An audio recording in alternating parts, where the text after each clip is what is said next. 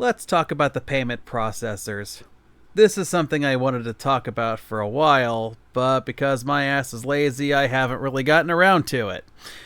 But things are getting a bit stupid, so now is a good time as any.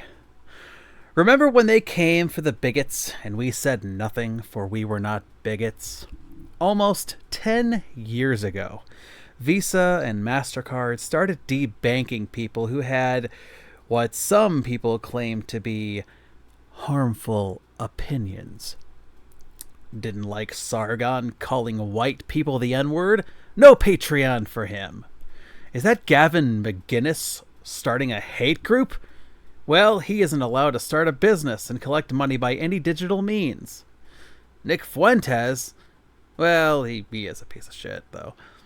Now, you can agree with the reasoning for taking the opportunity for these people to make money, or you can disagree with it. In this situation, I feel it doesn't really matter. What does, however, is this was a point a line was drawn. What they did last time I checked wasn't illegal, or they would have been dealt with by their government.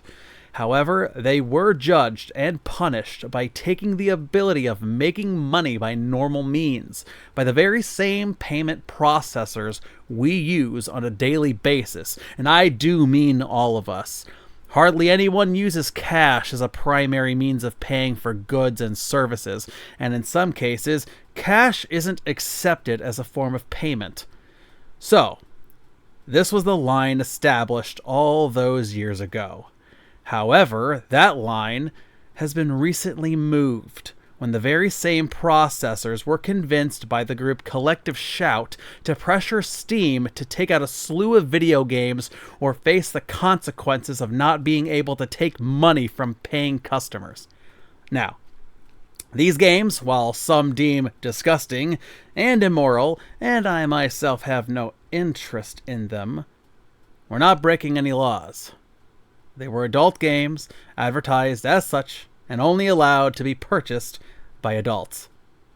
But Visa, MasterCard, and PayPal took the law into their own hands and determined that these games were forbidden to be purchased. Now, if they were a AAA company that made these games, maybe legal actions would have been taken to push back, though I don't think that will happen.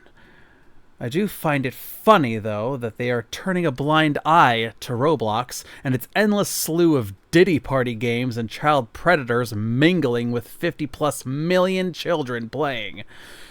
I also find it funny that Visa and MasterCard don't seem to have a problem with Lil Tay posting adult content on OnlyFans literally the day she turned 18. I don't think it takes a rocket scientist to determine that content was made prior. The line has shifted, and it can very well shift again. And if you dismiss this, you are very naive. Your moderate views may be considered extreme and problematic tomorrow.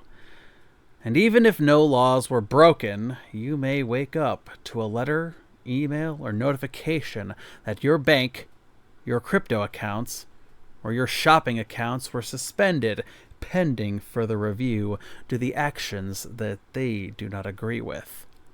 And if you don't think it can happen to you, consider this. In 2023, a homeowner was locked out of their smart home features in their own house because a delivery driver thought they heard racist slurs from a doorbell intercom. Smart home features include controlling the temperature of your own house, as well as security features like cameras and locks. Is this what we want? Are we simply to accept this future for us? Or is it already too late?